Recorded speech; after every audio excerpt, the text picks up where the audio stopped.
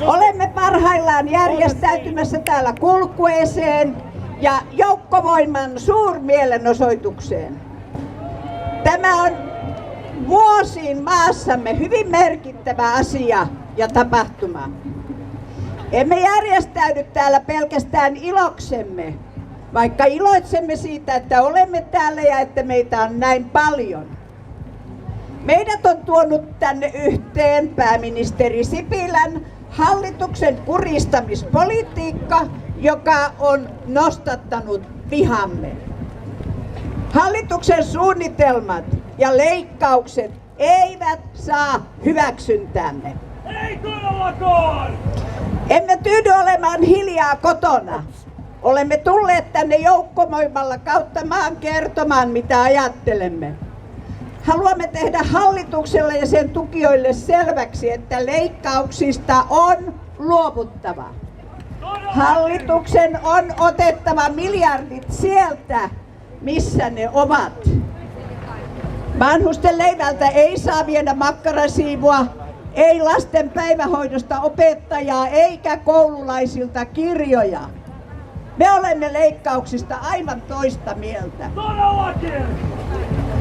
Ystävät, tällä torilla ja täällä puistossa järjestäydymme nyt historialliseen marssiin. Kulkuessamme on teemoja, joiden mukaan itse kukin löydämme paikkamme ja värimme sen joukosta. Kuka löytää itsensä eläkeläisten, kuka työttömien, AY-väen, ympäristöväen, taiteilijoiden joukosta. Tänään joukkovoima yhdistää meitä kaikkia. Me olemme samassa kulkuessa pohjoisen ja etelän väki. Olemme nuoret ja vanhat, työttömät ja työlliset. Olemme kaupunkien ja maaseudun ihmiset, maahanmuuttajat ja kantaväestö. Kaikki me, joita perinteisesti on pyritty aina asettamaan vastakkain. Nyt meitä ei mikään eikä kukaan voi asettaa vastakkain. Me olemme samalla puolella jakolinjaa ja toisella puolella ovat leikkaajat. Me järjestäydymme nyt ja olemme järjestäytyneet jo kautta maan. Ja me järjestäytymme edelleen tähän toimintaan, kunnes hallitus luopuu leikkauslinjastaan ja tuhoisasta politiikastaan. Ja meidän joukkomme tulee kasvamaan. Varmasti. Tiedämme, että vain siten voimme saada joukkovoimamme näkymään ja kuulumaan. Ja tämä ei jää myöskään tähän.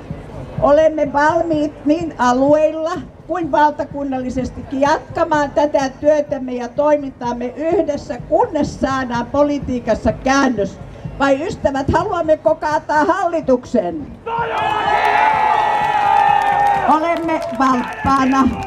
Olemme valppaana siitä, ettei hallituksen yhteiskuntasopimus tämän jälkeenkään tule agendalle, kuten sitä on tarjottu.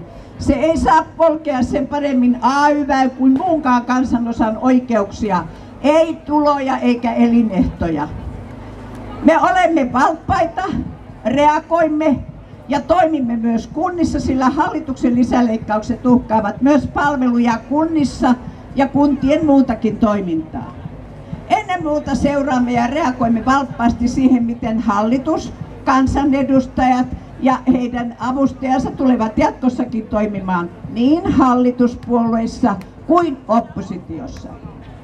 Tuohon kaikkeen me pystymme, sillä meitä on järjestäytyneenä joukkovoimana tuhansia ja taas tuhansia kautta maan. On duunareita ja tuomareita, on hoitajia ja eläkeläisiä, on kuntapäättäjiä ja luottamusmiehiä ja naisia, tutkijoita, professoreja, on taiteilijoita, kirjailijoita, toimittajia.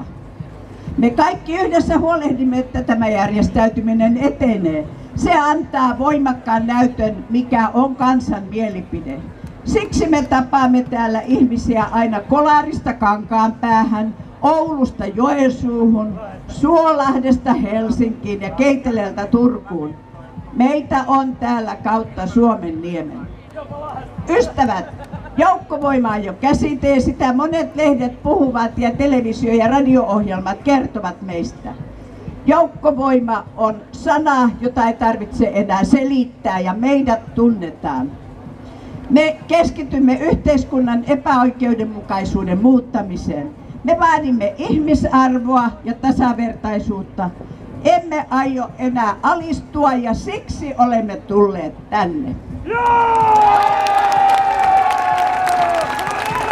Ja näillä sanoilla toivotan itse kunkin yhteisesti ja erikseen tervetulleeksi tähän voimannäyttöön ja ohjelma tältä lavalta jatkuu. Kiitos!